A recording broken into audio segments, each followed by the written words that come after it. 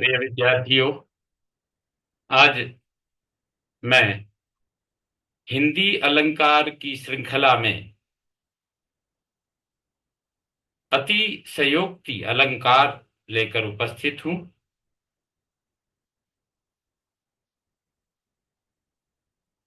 आशा है विद्यार्थियों के लिए यह प्रस्तुति प्रभावी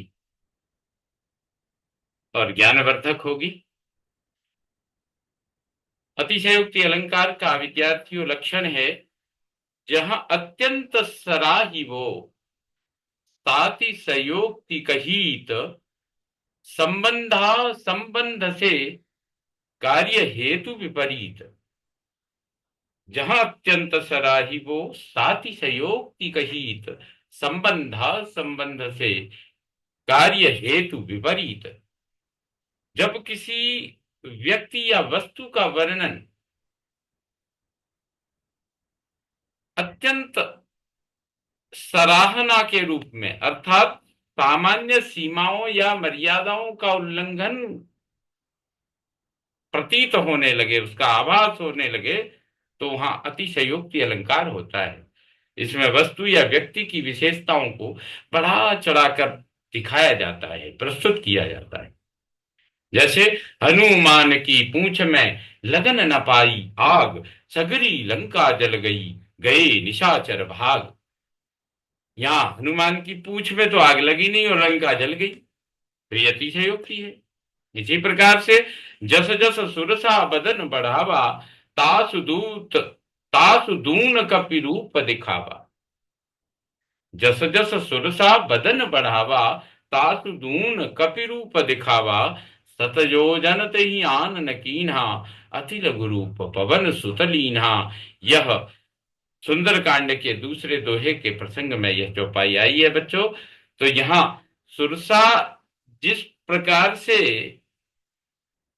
अपना आकार बढ़ाती है, अपने मुख का आकार बढ़ाती है, उससे दुगना आकार हनुमान जी अपना बढ़ा रहे हैं। तो यहाँ कितनी, एक सामान्य कहते हैं सत योजन, जब उसने 100 योजन अपना बदन मुख फैलाया, तो हनुमान जी ने अति लघु रूप पवन सुतलीना, छोटा रूप धारण कर लिया।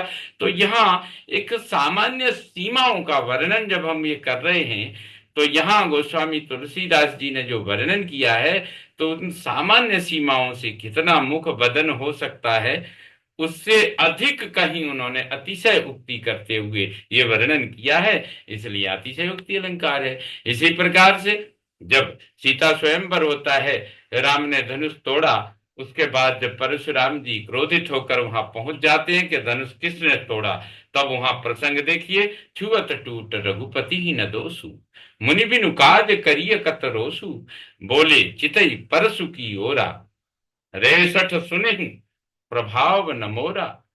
वहां तो वहां उत्तर, जब इस प्रकार से क्रोधित होते हैं तो वहां उत्तर दिया जा रहा है, छुअत टूट रघुपति ही न दोषु।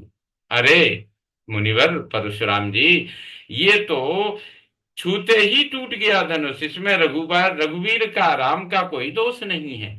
तो ये अतिशय युक्तियां हैं। इस प्रकार से इस अलंकार के और भी अन्य उदाहरण आप देख सकते हैं, क्योंकि देखिए यह तो धनुष छूते ही टूट गया, इसमें रघुनाथ जी का कोई दोष नहीं है। इस प्रकार से अनेक प्रसंग आपको मिलेंगे। तो प्रिय विद्यार्थियों, ये आपको ये प्रस्तुति बड़ी प्रभावी और आपके काम में आने वाली है। आशा है इसी इस तरह की प्रस्तुतियों से आप अपने ज्ञान का वर्धन करते हुए अन्य उदाहरणों की ओर भी जाएंगे और अलंकारों को की समझ आपकी सहज हो जाएगी। इन्हीं शब्दों के साथ मैं विराम लेता हूं।